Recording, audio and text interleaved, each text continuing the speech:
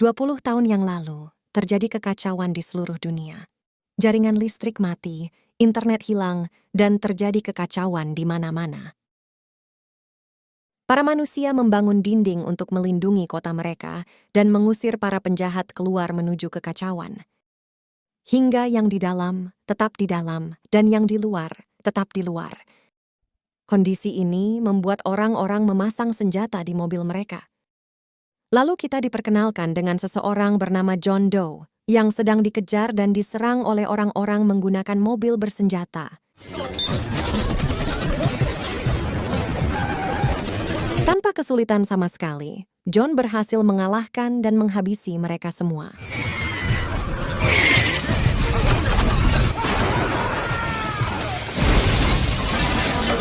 Kemudian, John tiba di suatu tempat dan mengantarkan sebuah paket dan menukarnya dengan bahan bakar serta senjata. Dia juga kembali menerima tugas baru untuk mengantarkan paket ke New San Francisco. John adalah seorang kurir pengantar paket. Dia menerima dan mengantarkan paket dari satu tempat ke tempat lain untuk kemudian dia tukar dengan sesuatu yang berharga seperti bahan bakar, senjata, dan yang lainnya. John memberi nama mobilnya Evelyn dan sangat mencintai mobilnya itu. Dalam setiap perjalanannya, dia seringkali bertemu dengan bahaya yang mengancam nyawanya. Lanjut, ketika John sedang buang air kecil, ada dua orang yang ingin mencuri mobilnya. Dua orang itu panggil saja Tono dan Tini. Tapi karena John memegang senjata, Tono dan Tini pun mengurungkan niatnya lalu kabur. Singkat waktu, John telah tiba di gerbang kota New San Francisco. Kemudian, dia diundang untuk masuk ke dalam oleh seorang CEO di kota itu. CEO di kota itu adalah seorang perempuan bernama Raven.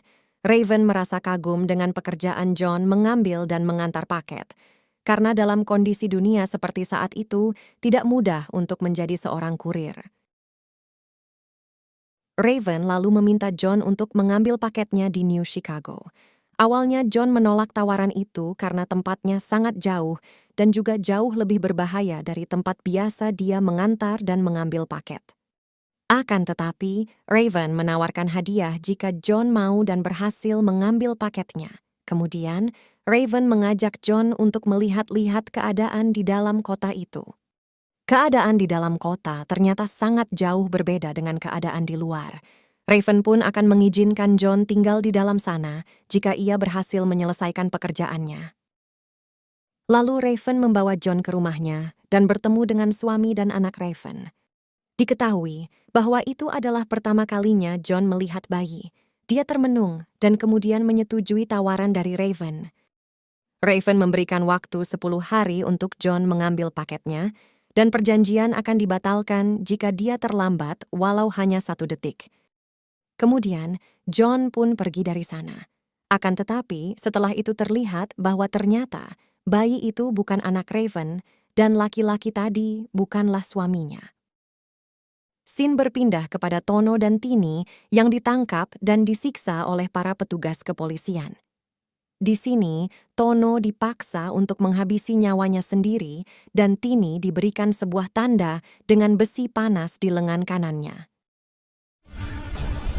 Kembali kepada John, dia mendatangi seorang temannya yang bernama Tommy.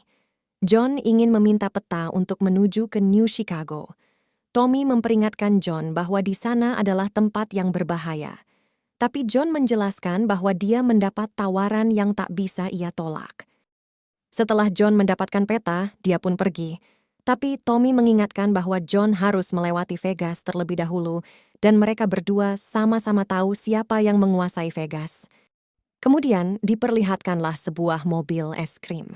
Di sana terlihat seseorang bertubuh besar dengan memakai topeng badut. Dia adalah Sweet Tooth, sang penguasa Las Vegas. Singkat cerita, John telah masuk ke kawasan Vegas. Di tengah jalan, dia dihadang oleh Tini yang ingin mengambil mobilnya. Terjadi perselisihan singkat di sini. John dan Tini saling menodongkan senjatanya. John menyadari bahwa Tini adalah orang yang pernah ingin mencuri mobilnya.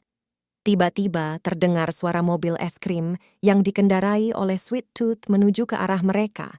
Lalu mereka berdua menodongkan senjata ke arah mobil itu.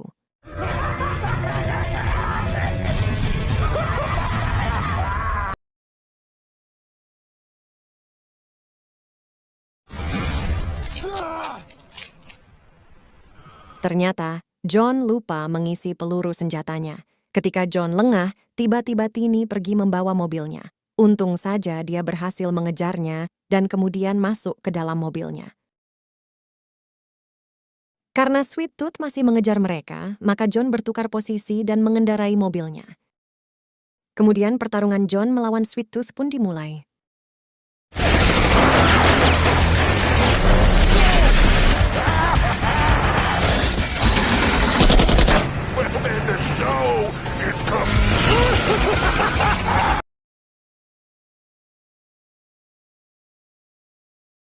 Scene kemudian berpindah kepada dua orang bernama Mike dan Stu. Mereka telah ditangkap oleh kelompok para penjagal. Sesaat sebelum dua orang itu akan dieksekusi, tiba-tiba muncul para petugas yang pernah menangkap dan menyiksa Tini dan Tono. Kepala petugas itu bernama Agent Stone. Mike dan Stu adalah mantan petugas penjaga yang kemudian kembali direkrut oleh Agent Stone untuk bekerja di bawah perintahnya. Kembali kepada John dan Tini yang masih diburu oleh Sweet Tooth. Mereka terjebak di dalam sebuah kasino, lalu tiba-tiba Sweet Tooth muncul dan menemukan mereka. Tini berhasil kabur dari sana, tapi John tertangkap dan akan segera dihabisi oleh sang penguasa Vegas itu. Sweet Tooth adalah seorang maniak. Dia menghajar John sambil bernyanyi. Sesaat sebelum John dieksekusi, dia pun ikut bernyanyi. Hal itu membuat Sweet Tooth mengurungkan niatnya menghabisi John dan justru mengundangnya ke pertunjukan yang akan diadakan oleh badut itu. Ketika mereka berkenalan, John kemudian menjelaskan bahwa dia amnesia. Sementara itu, Mike dan Stu sedang diberi tugas pertama oleh Agent Stone. Mereka diperintahkan untuk menghabisi siapapun yang berusaha mengambil barang-barang di sebuah mobil. Terlihat bahwa Mike tanpa ragu menghabisi mereka, tetapi tidak dengan Stu, dia terlihat ragu untuk melakukannya. Kembali kepada John dan Sweet Tooth. John diajak ke ruang pertunjukan dan dia diperkenalkan dengan teman Sweet Tooth, yaitu Harold, sebuah kantong kertas. We can't let anyone. I can see your car. That's weird. Kemudian, badut itu menunjukkan bahwa dia telah menangkap Tini. Awalnya John tidak peduli, tapi karena Tini mengambil kunci mobil John, terpaksa dia harus mengeluarkannya. You fish her out and take a seat. Singkat cerita, John dan Tini menikmati makan malam sambil memikirkan bagaimana cara lolos dari Sweet Tooth. Dan kemudian, pertunjukan pun dimulai. I will be presenting entertainment.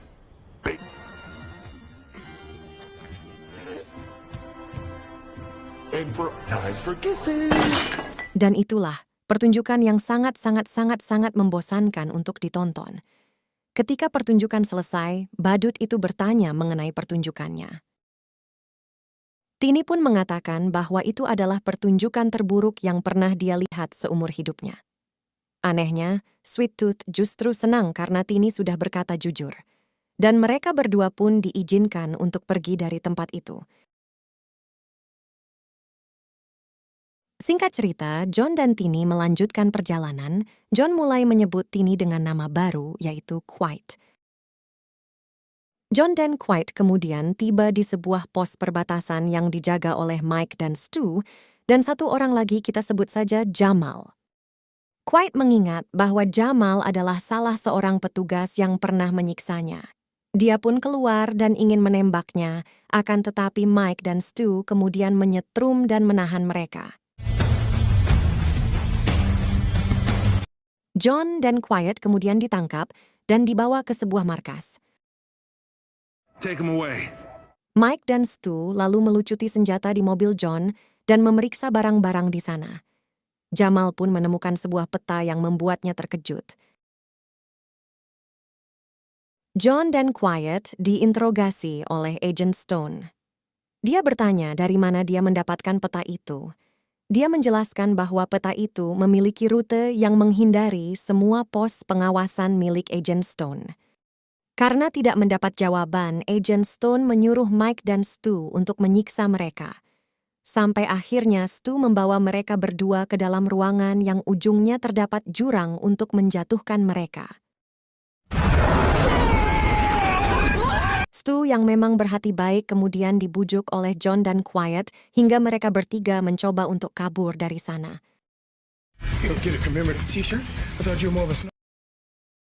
John dan Stu mengambil kunci mobil John, sedangkan Quiet pergi ke suatu tempat setelah dia mengambil baju dan senjata. God damn it, Quiet. Quiet ternyata pergi ke ruangan Agent Stone, akan tetapi di sana hanya ada Jamal. Dia lalu menanyakan keberadaan Agent Stone kepada Jamal dan langsung menghabisinya dengan brutal. John dan Stu berusaha kabur dari sana, akan tetapi mobilnya mogok dan terpaksa mereka berdua harus mendorongnya. Kemudian Quiet tiba-tiba muncul dan membantu mendorong. Mobil pun berhasil dinyalakan dan mereka siap pergi dari sana. Akan tetapi, Stu tertinggal kemudian ditangkap oleh Mike dan petugas lainnya karena dianggap pengkhianat. John dan Quiet yang berhasil kabur kemudian melanjutkan perjalanan. Quiet mengatakan bahwa ia ingin pergi ke suatu tempat bernama Topeka. Singkat waktu, ketika malam tiba, di perjalanan John dan Quiet tiba-tiba dikepung oleh sekumpulan mobil truk kontainer, kemudian mobil mereka dipaksa masuk ke dalam salah satu kontainer itu.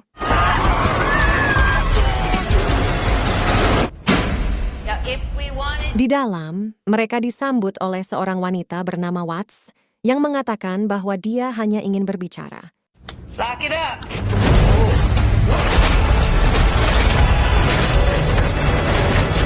Watts adalah pemimpin di konvoi mobil kontainer itu. Kemudian dia mengajak John dan Quiet untuk melihat-lihat ke dalam kontainer yang telah membentuk formasi. Watts menjelaskan bahwa kontainer itu menjadi tempat tinggal mereka yang sekarang berjumlah 30 orang, atau Watts menyebut mereka dengan sebutan rig. Lalu dia membawa seseorang yang bernama Granny. Granny adalah pemimpin sebelumnya dalam konvoi kontainer itu sebelum pensiun dan menyerahkan kepemimpinan kepada Watts. Granny meminta John dan Quiet untuk mengambil obat untuk dirinya kepada seseorang yang disebut apoteker. Awalnya John menolak, tapi Granny menawarkan akan memberikan senjata untuk mobil John yang telah dilucuti sebelumnya oleh Mike dan Stu. Singkat cerita, John dan Quiet pergi menuju ke tempat apoteker. Tempat itu berada di kawasan kelompok yang menamai diri mereka orang suci atau holy man.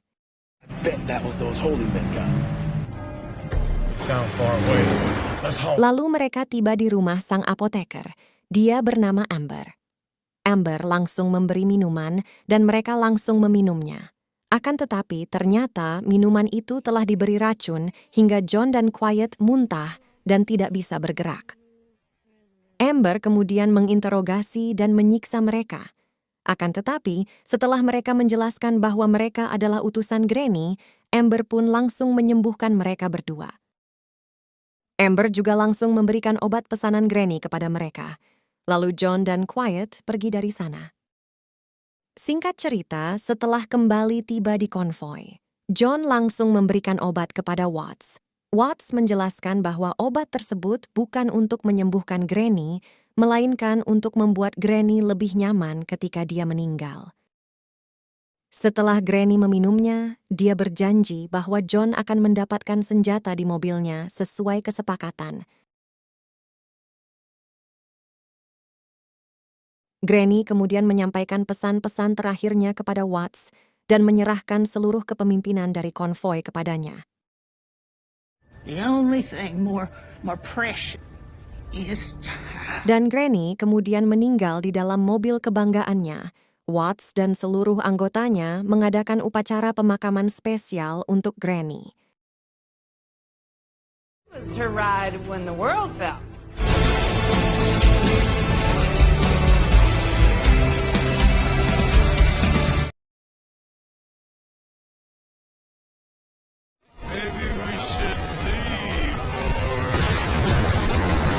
Lalu John dan Quiet pun melanjutkan perjalanan.